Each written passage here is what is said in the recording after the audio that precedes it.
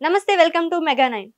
YCP నేతల అరెస్ట్ల పర్వం కొనసాగుతోంది. సో ఇలాంటి టైంలో మాజీ మంత్రి రోజా చుట్టూ ఉచ్చు బిగుసుకున్నట్లు సమాచారం. ఆడుదాం ఆంధ్ర కార్యక్రమంపై విజిలెన్స్ విచారణ పూర్తవడంతో భారీగా అవినీతి జరుగుతున్నట్లు గుర్తించారు. ఇంతకీ ఆడుదా ఆంధ్ర కార్యక్రమంలో ఏం జరిగింది? విజిలెన్స్ అధికారుల వద్ద ఎలాంటి ప్రూఫ్స్ ఉన్నాయి? ఈ కేసులో రోజాకు తిప్పలు తప్పవా? రోజా అరెస్ట్ తప్పదా? అసలు ఏపీ రాజకీయాల్లో ఏం జరుగుతుంది తెలుసుకోవాలంటే లెట్స్ వాచ్ నౌ.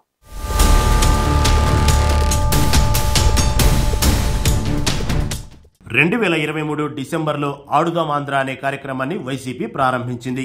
గ్రామీణ క్రీడలను ప్రోత్సహించడం, యువతలో క్రీడా స్ఫూర్తిని నింపడం ఈ ప్రోగ్రాం లక్ష్యం. అయితే 125 కోట్లలో చేపట్టిన ఈ ప్రోగ్రాం ని 47 రోజుల పాటు నిర్వహించారు. అయితే ఈ కార్యక్రమంలో భారీగా అవినీతి జరిగినట్లు ఆరోపణలైతే వినిపించాయి. ఇక దీనిపై విచారణ జరిపిన విజిలెన్స్ కీలకాధారాలు సేకరించినట్టు సమాచారం. సో ఈ నివేదిక ఆధారంగా బాధ్యులపై యాక్షన్ తీసుకునేందుకు కూటమి ప్రభుత్వం రెడీ అవుతుంది. ఇక ఇప్పుడు రోజా వంతు వచ్చింది. ఆమె చుట్టూ ఉచ్చు బిగుసుకునేలా చేస్తుందనే టాక్ అయితే వినిపిస్తుంది.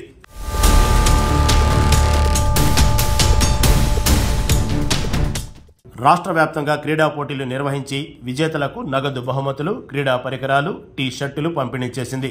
విశాఖపట్నంలో జరిగిన ముగింపు ఉత్సవం కోసం 27 కోట్లు, క్రీడా పరికరాల కొనుగోలుకు 37.5 కోట్లు, పోటీల నిర్వహణకు 14.99 కోట్లు ఖర్చు చేసినట్లు అధికారిక లెక్కలైతే చెప్తున్నాయి. ఎన్నికల ముందు యువ ఓటర్లను అట్రాక్ట్ చేసుకునేందుకు వైసీపీ ప్రభుత్వం ఆడుదాం ఆంధ్ర కార్యక్రమం చేపట్టిందనే ఆరోపణలు గతంలో వినిపించాయి.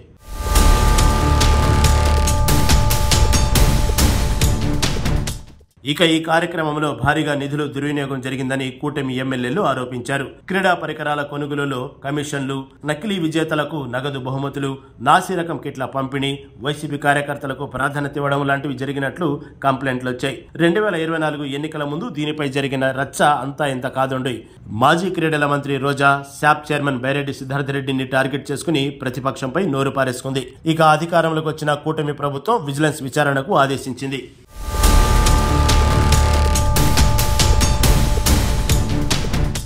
విజయవాడలోని శాఫ్ ఆఫీస్తో పాటు జిల్లా క్రీడా సంస్థల్లో సెర్చ్ చేసిన విజిలెన్స్ అధికారులు కీలక డాక్యుమెంట్లను స్వాధీనం చేసుకున్నట్లు సమాచారం. పోటీల నిర్వహణ, ప్రైజ్ మనీ, క్రీడా పరికరాల కొనుగోలు, కేటాయింపు లాంటి అన్ని అంశాలను విజిలెన్స్ అధికారులు పరిశీలించారు. ఈ విచారణలో 40 కోట్ల వరకు నిధులు స్వాహా చేసినట్లు గుర్తించారు.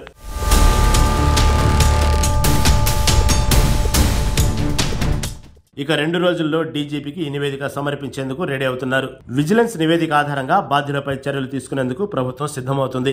ఇక అప్పటి క్రీడా శాఖ మంత్రి ఆర్కే రోజా, శాప్ మాజీ చైర్మన్ బైరెడ్డి సిద్ధార్థ రెడ్డిపై ఆరోపణలు వెల్లువెత్తాయి. క్రీడల్లో వైసీపీ నేతలు చెప్పిన వాళ్లనే విన్నర్స్ గా ప్రకటించారనే టాక్ కూడా ఉంది. ముగింపు ఉత్సవాలు, పరికరాల కొనుగోలు పేరుతో భారీగా అవకతవకలు జరిగినట్లు ఆరోపణలు వినిపిస్తుండటంతో ఇప్పుడు విజిలెన్స్ నివేదిక కీలకంగా మారిందని చెప్పుకోవచ్చు.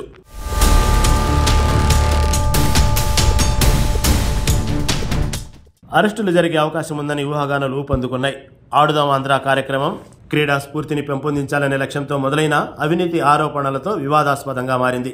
ప్రభుత్వానికి విజిలెన్స్ నివేదిక అందిన తర్వాత మాజీ మంత్రి రోజా, శాప్ మాజీ చైర్మన్ బైరెడ్డి సిద్ధార్థ రెడ్డితో పాటు మరికొందరు అధికారులపై కేసులు నమోదు కావచ్చని, అరెస్టులు జరిగే ఛాన్స్ ఉందని సమాచారం జోరందుకుంది.